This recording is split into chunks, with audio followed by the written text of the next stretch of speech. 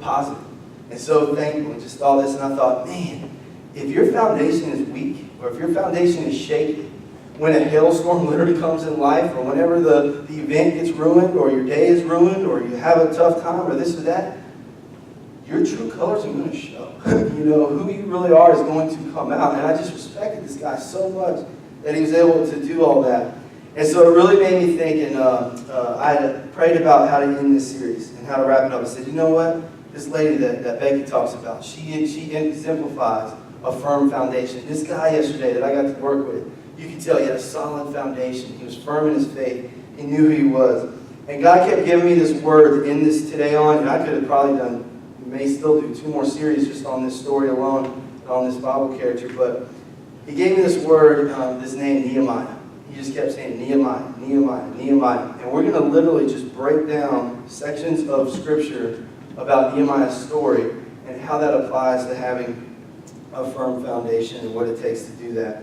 It should be up on the screen, and if you guys want to turn to it as well. We're going to start in Nehemiah chapter 1, verses 3 and 4. And I'm going to kind of catch us up a little bit. If you come to our small group on Thursdays, Amy, no pressure, but you should know where we're at in the story. After the exile, and she's like, oh, Nate, all the quizzes. No, we haven't met in a while, so no fears. But so they've gone through, let's give them a recap, Amy. How about this? Israelites whine a lot, and Israelites complain a lot. All right, there you go. We're all caught up. We're all on the same page. The Israelites have been through exile. They've gone through all these things, and now they've gathered back in Jerusalem. They've even rebuilt the temple. All these good things are happening, but there's still a situation. Well, Nehemiah is still serving under a different king. And he's still there, and he is pouring into this king. He made the best of the situation. It really reminded me a lot of Joseph, when Joseph got thrown in captivity. But Nehemiah is now the cupbearer to this king, and he's built a very strong relationship, a very strong bond with this king. And we're going to pick up the story in verses 3 and 4, where he gets a report from the Israelites about the state of the city of Jerusalem, about where it's at. Verse 3 says this, "They said to me, those who survive the exile and are back in the province are in great trouble and disgrace. The wall of Jerusalem is broken down, and its gates have been burned with fire." Remember, they got the temple rebuilt, all this, but outside of the temple, the walls, the gates, their protection have been burned, and bad things are happening. This is Nehemiah talking. "When I heard these things, I sat down and wept. For some days I mourned and fasted." And you're going to hear this word come up a lot in the story of Nehemiah. This preaches by itself. "I mourned and fasted and prayed before the God of heaven." So he's been the cupbearer to this king. He knows if he built the temple, good things seem to be happening. And now he gets this report that the walls have been burned down. The state of the city is in disarray. It's bad. It's a bad situation. The walls are in ruin. And I want us to kind of translate the walls of Jerusalem. And if I actually say Jericho, forgive me because I keep saying the walls of Jericho in my brain. But the walls of Jerusalem, if they keep on staying in the state they are, he knows, man, they're going to be attacked. Bad things are going to happen. The city could be in a bad place. And so I want us to think of the walls of Jerusalem literally being that foundation I'm talking about.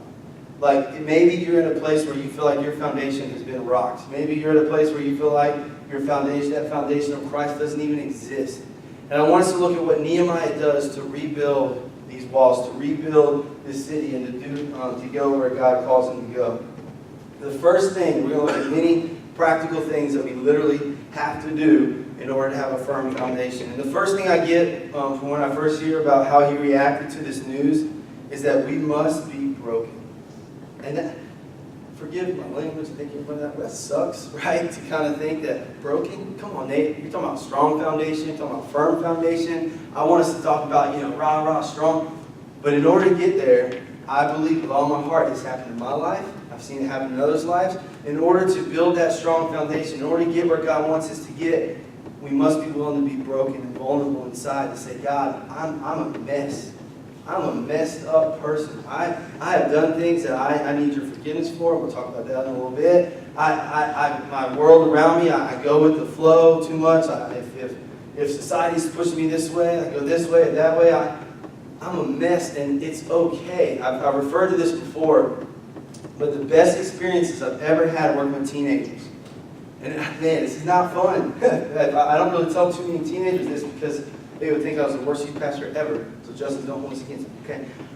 But my very favorite thing to see with teenagers is when they're broken. And I love having fun. You can ask any teenager, any kid. I love the fun stuff. I love the crazy stuff. I love the testimonies of power and strength. But I know what it takes to get there. And I know that it takes that spirit, that moment of brokenness. And so Nehemiah has this happen.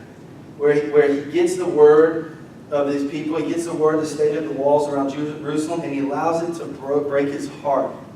This preaches, man, because I think about Nehemiah, I'm thinking, man, if I was Nehemiah, it would have been very easy to think, you know what, stinks to stink, man. Sorry, guys, good luck. Man, I've got a great relationship with my boss, the king. I've got a great thing going here. I'm well fed. I'm well taken care of. Hope you guys figure it out. You know, it's very easy to fall into that, but because of his heart for his people, because of his heart to serve and be who God called him to be, he was broken by this news, and he allowed that to lead the next steps that follow. Nehemiah chapter 1, verses 5 and 6, very next thing. Then I said, Lord, the God of heaven, the great and awesome God who keeps his covenant of love with those who love him and keep his commandments. Remember, he went from brokenness now to this. Let your ear be attentive and your eyes open to hear the prayer your servant is praying before you, day and night for your servants, the people of Israel. I confess the sins we Israelites, including myself and my father's family, have committed against you. When we truly experience brokenness and we truly allow God to reveal to us the things in our life that need to be worked on, that need to be forgiven, that need to be taken out, the very next step in order to do that is to literally seek God's face. That's what Nehemiah does right here. He says, God, I'm seeking your face. I need you to forgive me. I want you to be to come into my life and just cleanse me and clean me. Forgive my sins, forgive my family's sins, and forgive the sins of this nation. Because Nehemiah knew that in order to do the huge task that was about to be set before him, he began to realize, man, God is equipping me, and God is building me up to go literally lead this city to rebuild their walls. In order to go there, I've got to be forgiven. I've got to come in there with a clean slate. We have got to be real. Man, how many of us in this church today need to take that moment just to say, God, I am so done playing games with you. I am so sick and tired of trying to pretend like everything is good or this or that. The truth is, God, I'm living in sin. The truth is, God, I've made decisions that are not pleasing to you. God, the truth is this and this. And all this isn't to beat us up and be like, hey, Nate, come on. It's because that is literally going to lead you into the best moments of your life. If you will allow that to happen, and you will seek God's face and allow him to show you the areas that you need to do. So let's recap really quick. Nehemiah has been broken by the news. He has now sought God's face. And now it's time to go to the next step. One of the things for Nehemiah to do what he called him to do, this could not have happened overnight.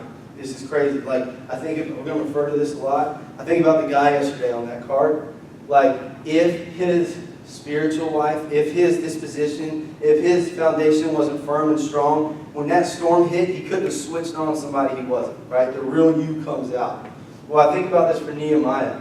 If he had not set himself up where he was with his king, if he had had a bad attitude or not worked hard, he would never even be in a position to be the king's cupbearer in the first place, much less be able to do what he's about to do in chapter 2, verses 7 and 8. So it took a lifelong commitment of being a Christ follower, of allowing God to lead him and direct his path, and having a good attitude that set him up now to spring into action and do what God has called him to do. Nehemiah chapter 2, verse 7 and 8 say this. Nehemiah is talking to the king. I also said to him, if it pleases the king, may I have letters to the governors of Trans-Euphrates, so that they will provide me safe conduct until I arrive in Judah. Remember, he's got to get to Judah. He's got to get to Jerusalem. So he's saying, hey, king, me and you are pretty close. I feel led to go lead my people to rebuild these walls. Could you give me a letter that I can hand to a king to say, I'm good, I'm safe, let me through safely. And may I have a letter to Asaph, keeper of the royal park, so he will give me timber to make beams for the gates of the citadel by the temple and for the city wall and for the residence I will occupy. And because the gracious hand of my God was on me, he still doesn't take credit himself. Isn't that crazy? Nehemiah could have said, because of all my hard work, because of my commitment to the king, because of my good attitude, the king said yes. No, Nehemiah still gives praise to God. And because the gracious hand of my God was on me, the king granted my request. This next part is like pretty common, this next action step that we have to take, and that is this. Tap into God's resources. He has provided, we've heard this 100 times, he's provided everything we need. Everything that we need is around us. We just got to do our part. And so when I think about him being willing to say, King, hey, I've served you, I'm here, my heart is here with you, but it's also with my people, man. So would it be all right with you? Could you grant me these things? And he was willing to ask. And he was willing to tap into the resources that he needed in order to do what God called him to do. And God had set everything up and ordained everything for him to have all that he needed. Safety to get there, the timber, the actual materials, all these things in order to do what he had to do. It was time for him to gather up the resources and do what God has called him to do. Now Nehemiah leaves and he's going to go to Jerusalem. And here's what he does when he gets there. Chapter 2, verses 13 through 15. By night, I went out through the valley gate toward the jackal well. Everybody say jackal well. It's a pretty cool name. If I ever had a well, I would name it jackal well. And then I would not name it the dung gate. That just, I don't know where they came up with that name, but that's what's next, okay? And the dung gate, examining the walls of Jerusalem, which had been broken down, and its gates, which had been destroyed by fire. Imagine, he gets the report, but rather, and man, this preaches too, like I said, Nehemiah is where it's at, man. He gets the report, and rather than just saying, okay, I got the report, that's enough, he says, no, I got to go see this for myself. I need to go examine, I need to go check this out. Then I moved on toward the fountain gate and the king's pool, but there was not enough room for my mount to get through. So I went up the valley by night, examining the wall. Finally, I turned back and re-entered through the valley gate. Next action step, man, in order to have a firm foundation, what Nehemiah had to do to go assess and find out is we must examine the condition of our foundation. We must examine the condition of our heart, of our lives, of where we're at. And he was willing to do that. He was willing to go. If the walls of Jerusalem that are going to be rebuilt represent that foundation that we strive for spiritually, then we must be willing to examine it. And that goes with seeking God's face and all the things we've already talked about. Now that he's done that, now that he's checked it out himself, he's seen, wow, this is bad. This is tough. They were right. The walls are burned down. This is a danger. This could be really bad. He now gathers up the people. And this will be my favorite part of the movie, man, favorite part of the story, where it's like, his Braveheart moment is here, right? He's gathered everybody up. And verses 17 and 18 of chapter 2 say this. Nehemiah's talking. Then I said to them, he's talking to the people, the Israelites, you see the trouble we are in. Jerusalem lies in ruins, and its gates have been buried with fire. Come, let us rebuild the wall of Jerusalem, and we will no longer be in disgrace. I also told them about the gracious hand of my God on me and what the king had said to me. They replied, let us start rebuilding. So they began this good work. Man, today's story, today's sermon is going to build and build and build and get to be more and more pumped up. Because we started with having to be broken, which is kind of like, whew, but we're now looking at what that leads to. This next action step, this step that God is calling some of us in this very room to do is Nehemiah had to lead the way. That's what it is today. We've got to be willing to lead the way. We have a lot of people in our lives that are looking for a leader. You have a lot of people in your lives that are looking for someone that doesn't have it all together, who of us does, but someone that has the right attitude, has the right spirit, has the firm foundation that helps get them through the things. And at this time, the people of Jerusalem, which we know, the Israelites, what was their MO? I kind of told y'all earlier. Can you imagine? The temple's built, things are good, they're back out of exile, they're in there, and then all of a sudden the stuff starts to fall and ruin and catch fire and all these things. And I can just see them all like, oh man, we're not going to make it. Like, they go right back into their old ways.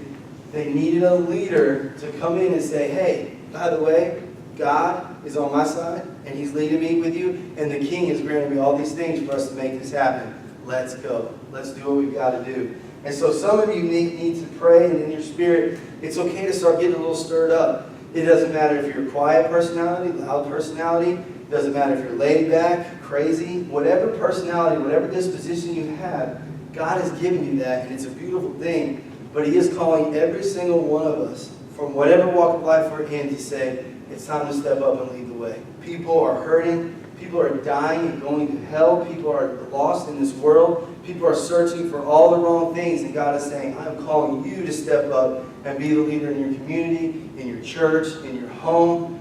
Some of you have people that live under your same roof that don't know Jesus. And God's like, hey, are you going to lead the way? Are they going to see you do what you've got to do? We're going to talk about this a little bit towards the end. I'm going to try not to jump ahead to it because I'm really excited about it. But we're going to see, man, the little things matter. Little things can add up. Little things can begin to tear us down or to build us up. And so God is saying, will someone step up and lead the way and show that you can live a life that's pleasing to God?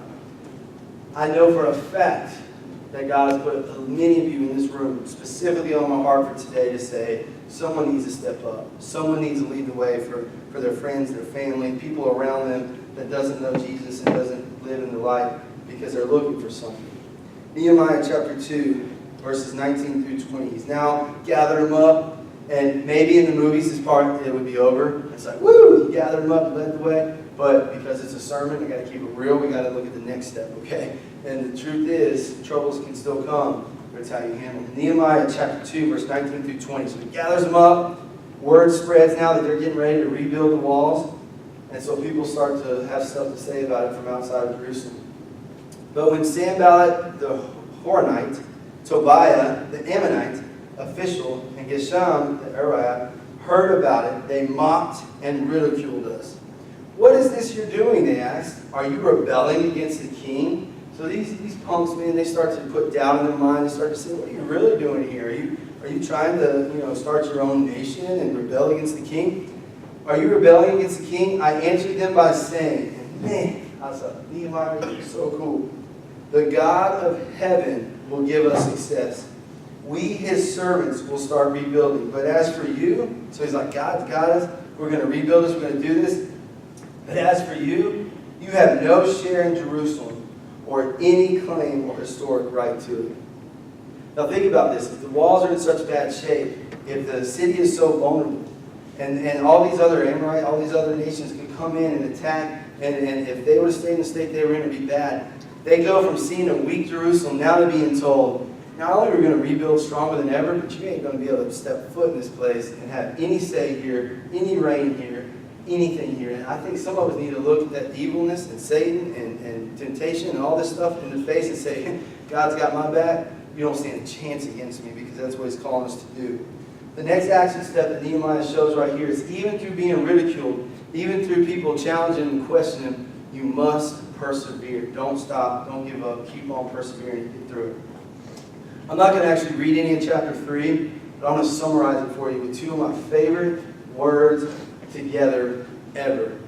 If you read through chapter 3, here's what happens, man. It was time to do work, man. They start to do what Nehemiah's leading them to do. Have you ever just got pumped up? Man, I'm weird, I've done this in my living room sometimes, but where it's just like, do work, man. When it's time to get to work, when it's time to get going, it's usually because the Tar Heel game's on or whatever, but when you get really pumped up and get going, and it's time to actually spring into action, it's time to actually do what God has called you to do, when it's actually time to put the work together, how cool would it be? I couldn't help but think about the Carolinas trip to Guatemala, like all the money that was raised, all the time that was spent. If they got there and then they're like, now they're here, I really don't feel like doing anything, what impact would that have? You've got to put in the work. You've got to do what you're called to do.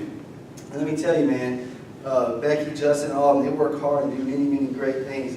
And so chapter 3, to rebuild the wall, for us to have that firm foundation, we got to do work. We got to get to it.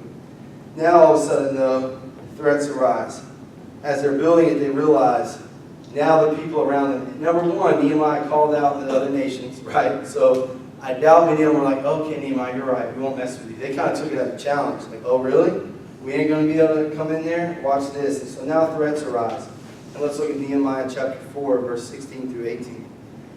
From that day on, so Nehemiah knows that the threats are there, half my men did the work, while the other half were equipped with spears, shields, bows, and armor.